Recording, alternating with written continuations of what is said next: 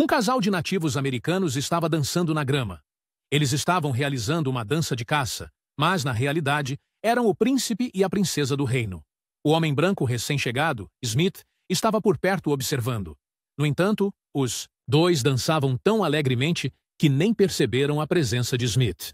Não muito longe dali, ao lado da base recém-construída dos colonos brancos, um grupo de guerreiros nativos americanos estava investigando os forasteiros desconhecidos.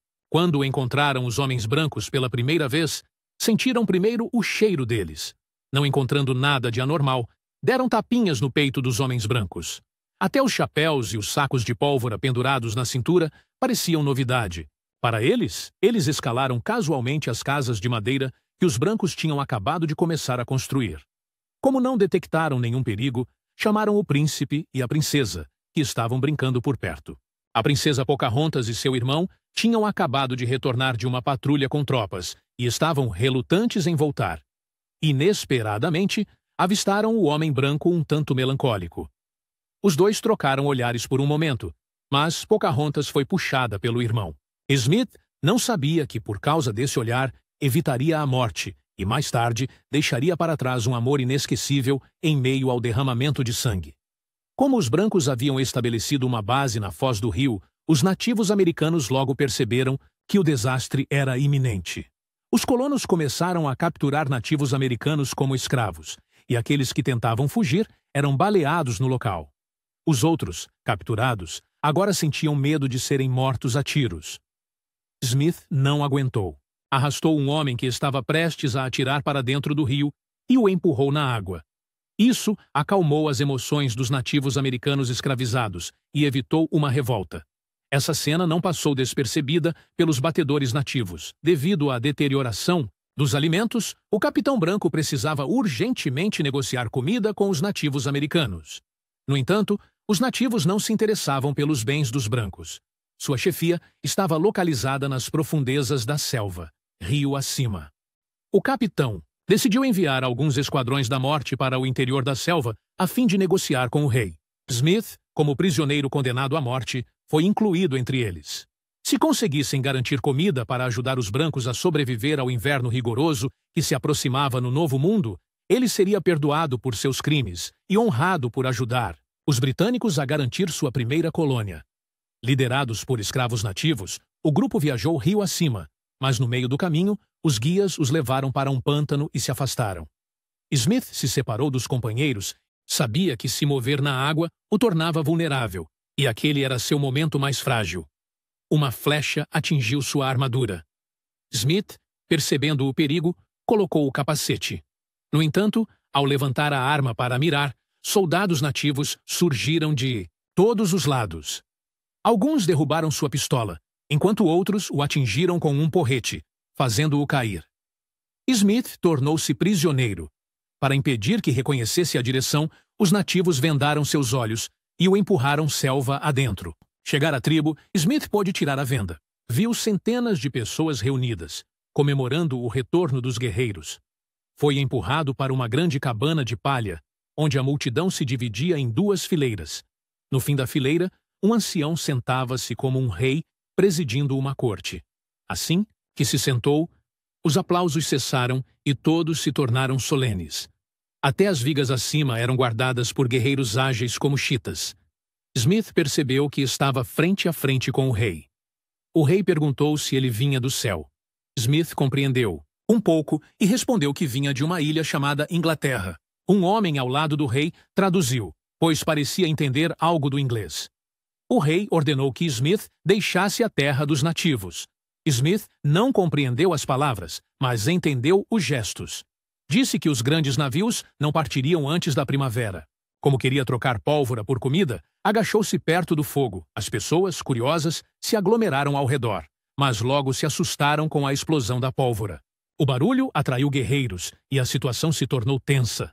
Isso deixou Pocahontas, que queria proteger Smith, hesitante. Depois que o rei falou com um homem com uma cobra azul pendurada na orelha, uma pessoa com uma máscara mortuária realizou um ritual em Smith. O povo o conteve. Quando ele percebeu que se tratava de uma execução, já era tarde. Felizmente, no momento crítico, Pocahontas se jogou sobre ele. forçando os soldados a interromperem a execução. Pocahontas, a filha mais nova do rei, era profundamente amada por ele. Ao ajoelhar-se e implorar por Smith, pediu ao povo que realizasse uma cerimônia de boas-vindas. Assim, Smith teve sorte de sobreviver. No dia seguinte, quando acordou, a tribo o tratava como um deles e lhe ofereceu milho no café da manhã. Depois da refeição, tentou encontrar Pocahontas, mas, devido à barreira da língua, não sabia como agradecer. Pocahontas entendeu sua intenção.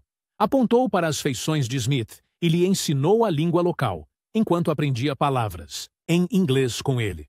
Para demonstrar elementos como água corrente e vento, usou linguagem corporal. Depois de algum tempo com Smith, Pocahontas foi pentear o cabelo do pai. O rei, que tinha mais de 100 filhos, sempre favoreceu a filha, permitindo que ela ficasse perto dele. Ao meio-dia, Smith viu que a tribo construía uma casa para ele. Comovido, juntou-se aos homens no trabalho. Riu com eles e aprendeu a chamar os amigos no estilo nativo. Por sua participação ativa, o líder o fumou pessoalmente, aparentemente acreditando que ele um dia se tornaria um dos seus. As mulheres confiavam nele a ponto de deixarem seus bebês engatinharem até ele. Smith sabia que essa confiança vinha do carinho que Pocahontas sentia por ele. Por isso, sempre que ela precisava, ele estava ao seu lado. Um dia, uma criança da tribo se afogou. Smith, que era pirata, lidou com a situação com naturalidade. Com sua ajuda, a criança tossiu a água rapidamente. A tribo agradeceu, realizando uma cerimônia tocante para ele. Como se tornou amado pelo povo, Pocahontas pessoalmente lhe deu o título de homem sábio. Daquele dia em diante, os dois começaram a desenvolver sentimentos um pelo outro, tornando-se cada vez mais próximos. No calor do amor, Smith experimentou uma sensação de renascimento, algo que apenas um prisioneiro condenado à morte poderia compreender. Ainda assim, ele prezava tanto os sentimentos de Pocahontas que não conseguia ultrapassar os importantes limites entre homens e mulheres.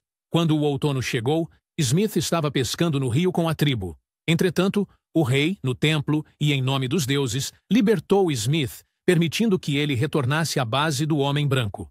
Embora Smith soubesse que esse dia chegaria, ele não esperava que a confiança do rei nele viesse tão rapidamente.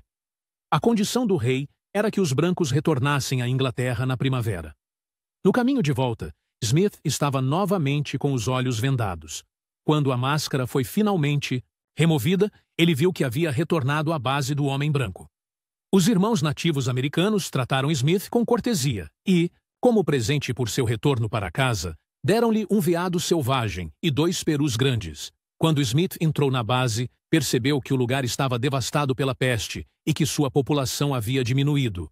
Alguns dos gravemente doentes estavam deitados no chão, esperando para morrer, enquanto as crianças descreviam em detalhes as condições horríveis da base. Entretanto, como Smith havia retornado, a pessoa que havia temporariamente assumido sua posição agora o confrontou. O capitão já havia retornado para a Inglaterra, e agora aquele homem pretendia se tornar o novo líder. Então, na frente de Smith, ele executou um homem como demonstração de poder. Mas, em vez de reconhecerem esse homem brutal, os outros o rejeitaram e deram a Smith a medalha de prata do capitão, reconhecendo-o coletivamente como seu líder. Mas mesmo que Smith tenha se tornado o líder, ele não sentiu muita felicidade. Ele acariciou a pena que Pocahontas lhe dera, sem saber como poderia ficar com ela. Para lidar com a praga, Smith começou a reformar a base. O primeiro passo foi cavar um poço, para garantir que as pessoas tivessem água limpa para beber. O segundo passo foi ferver todas as roupas e cintos em água quente. Quando restavam apenas 38 pessoas na base, Smith finalmente conseguiu erradicar a praga. Com a aproximação do inverno, o esturjão, o peixe mais fácil de pescar, desapareceu. A última pessoa a morrer chegou a ser comida, com um dos braços consumido pelos demais. Agora, todos estavam inseguros sobre como sobreviver ao inverno que se aproximava. Quando os flocos de neve começaram a cair, as pessoas estavam com frio e fome, só conseguindo se amontoar, tremendo. Certa manhã, 2 nativos americanos apareceram no portão da base carregando comida. A líder era Pocahontas, e os homens brancos sabiam que aquela era a comida da qual Eles desesperadamente precisavam. Eles acolheram os nativos americanos. Embora as duas tribos não tivessem uma língua comum e houvesse animosidade entre elas, suas expressões demonstravam conforto mútuo. Ao ver Pocahontas, Smith simplesmente a incentivou a não correr riscos, a não deixar o rei pensar que sua filha havia traído seu povo. Mas Pocahontas perguntou a Smith por que ele não tinha ido visitá-la. Smith só pôde permanecer em silêncio. Dada a situação atual, o amor entre as duas tribos parecia impossível. No entanto, apesar da hostilidade mútua, os homens brancos ainda se ajoelharam e consideraram Pocahontas como sua salvadora, quando ela foi embora. Depois que a primavera chegou, Smith foi negociar com a tribo. Na praia, ele encontrou Pocahontas novamente. Por fim, os dois tiveram um tempo a sós e se abraçaram fortemente na floresta. Naquele dia, Smith perguntou a Pocahontas se ela precisava retornar à tribo para viver. Mas Pocahontas não respondeu, porque entendia que essa não era a vida que Smith queria. Como Pocahontas não respondeu, Smith perguntou se ela o seguiria de volta para a Inglaterra. Desta vez, Pocahontas respondeu que aceitaria qualquer coisa, até mesmo um futuro incerto, contanto que pudesse estar com Smith. Mas os tempos de paz não duraram muito.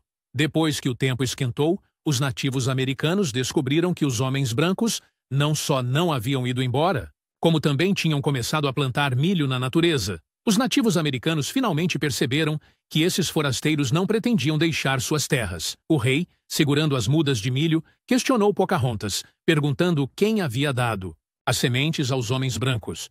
Não obtendo resposta da filha, o rei ficou ainda mais irritado. Confirmando que os homens brancos não iriam embora, o rei decidiu enviar soldados naquele mesmo dia. Antes que a força principal pudesse partir, Pocahontas correu desesperadamente. Ela não queria ver Smith morrer diante de seus olhos, então traiu seu povo e foi avisar os homens brancos. Ao cair da noite, Pocahontas finalmente chegou à base dos homens brancos. No entanto, Smith não conseguiu sair. O navio do capitão ainda não havia retornado e eles não tinham para onde ir. Assim, Pocahontas não teve escolha, a não ser pedir a Smith que implorasse pela paz com seu pai. Mas Smith respondeu, perguntando por que o rei concordaria com a paz, considerando que ele era o invasor. Por um momento, Pocahontas ficou em silêncio, descansando tristemente a cabeça no peito de Smith. Antes do amanhecer, Smith quis que Pocahontas o seguisse até a base para evitar a guerra, mas ela não concordou. Pocahontas se afastou. Smith sabia que, se retornasse à tribo, ela enfrentaria uma punição severa.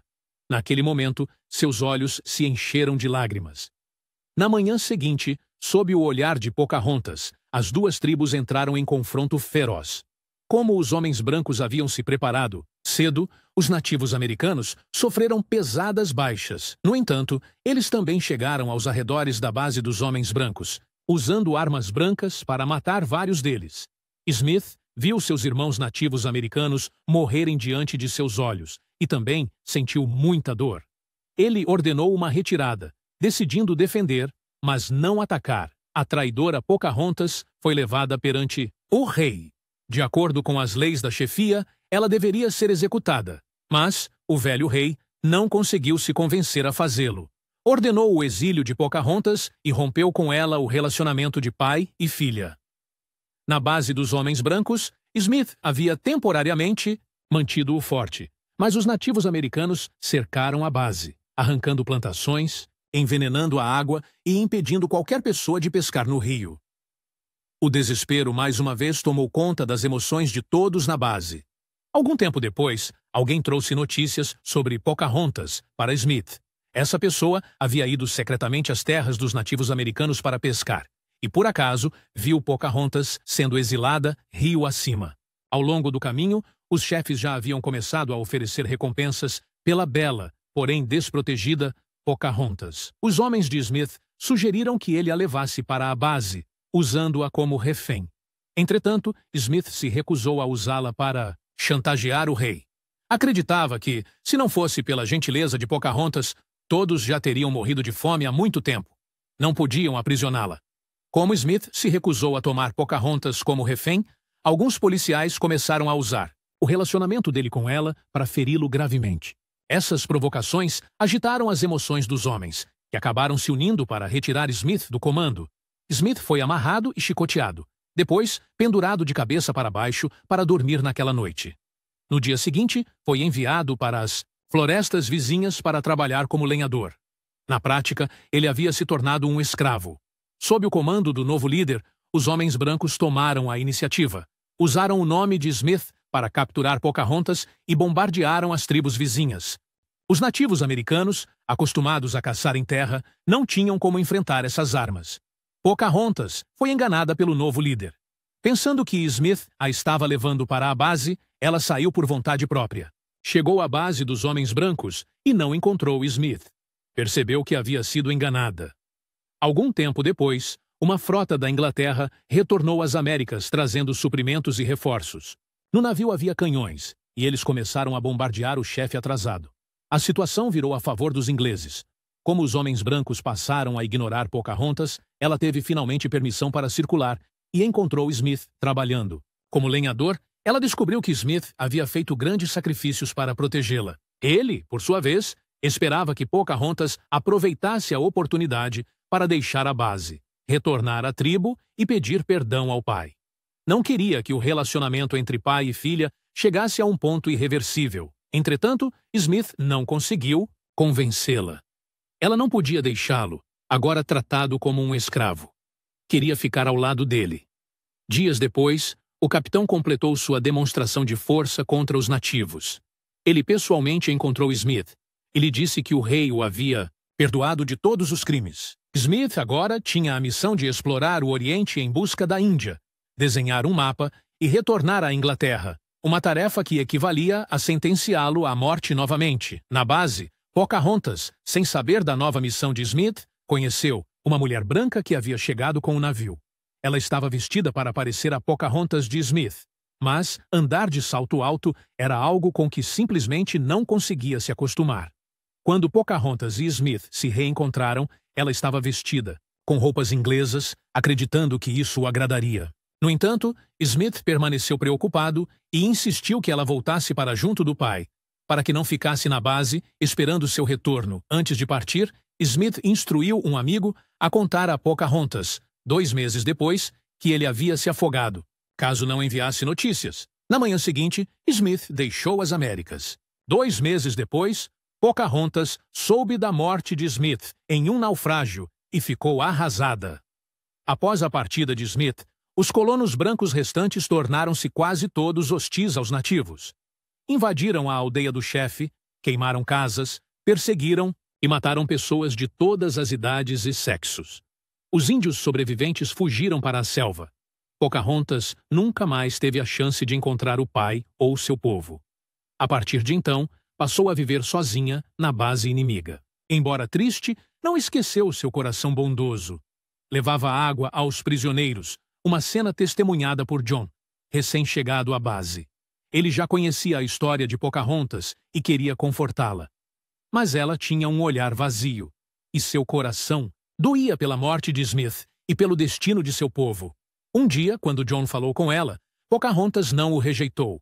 Esse foi o começo de uma longa vida ao lado dele. Adaptar-se à vida entre os brancos não foi fácil para Pocahontas. Ela precisava aprender a ler e escrever, e John passou a ensiná-la, letra por letra. Mas Pocahontas nem sequer compreendia o conceito de tempo, como 1 hora ou 1 minuto.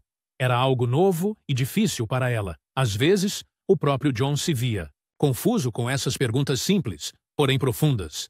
Meses se passaram até que Pocahontas finalmente entendesse o tempo. Nesse período, um novo grupo de colonos chegou, trazendo sementes para ela, a lendária princesa indígena. Para criar uma vida melhor, John construiu uma pequena casa fora da base, onde plantaram tabaco ao redor. Pocahontas voltou a sentir-se livre. Ela amava a natureza e ficou encantada com as 2 vacas que John havia comprado. Sorriu novamente. Um dia, John finalmente a pediu em casamento. Pocahontas compreendeu o significado do pedido. Mas, em seu coração, desejava que fosse Smith quem estivesse fazendo aquela pergunta. Entretanto, como Smith já havia morrido, Pocahontas concordou, entre lágrimas, em se casar com o único homem em quem podia confiar.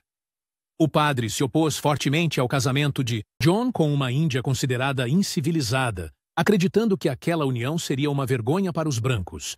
Ele continuou insistindo para que John considerasse a reputação de seu povo e a honra do país.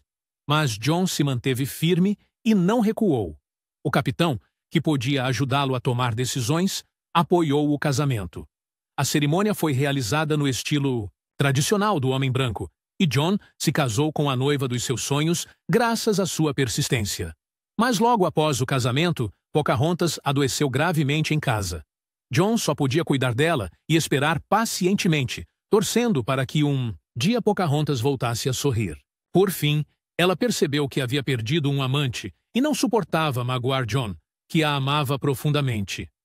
Foi somente por iniciativa dela que finalmente tiveram intimidade física. Naturalmente, ela deu à luz um filho de John. 5 anos depois, quando o menino conseguiu andar, o casamento de John atraiu atenção nacional na Inglaterra. O rei James os convidou a retornar ao país para conhecer pessoalmente a princesa indígena que havia se casado com um inglês. Pocahontas, no entanto, não deu muita atenção ao convite do rei. Ela foi até a base para negociar e, durante sua visita, ouviu as pessoas conversando. Descobriu então que Smith, que havia cruzado o Oceano Oriental, ficou à deriva no mar por 5 anos. Embora não tenha encontrado a Índia, ele foi resgatado por piratas e retornou à Inglaterra. Quando Pocahontas chegou em casa, chorou. Contou a John que já havia se casado com Smith e, portanto, não deveria ser sua esposa.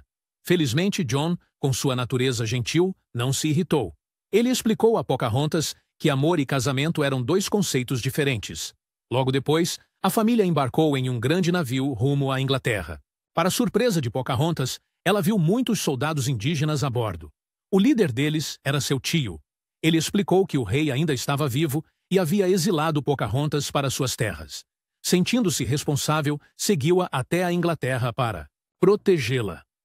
1 mês depois, Pocahontas e seu tio chegaram ao país, onde testemunharam um mundo completamente novo. Havia não apenas altas muralhas na cidade, mas também mercados lotados e uma grande variedade de produtos.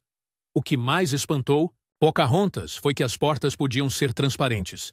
O rei enviou uma carruagem para levá-los ao palácio. Ao descer, Pocahontas, que nunca tinha visto um cavalo antes, ficou observando os animais gentis por um longo tempo.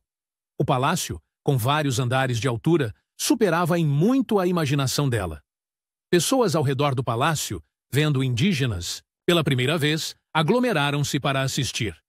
O rei ofereceu uma grande recepção para Pocahontas, mas ela não ficou particularmente feliz. Observou atentamente os ministros e, após o evento, encontrou seu tio no jardim do palácio.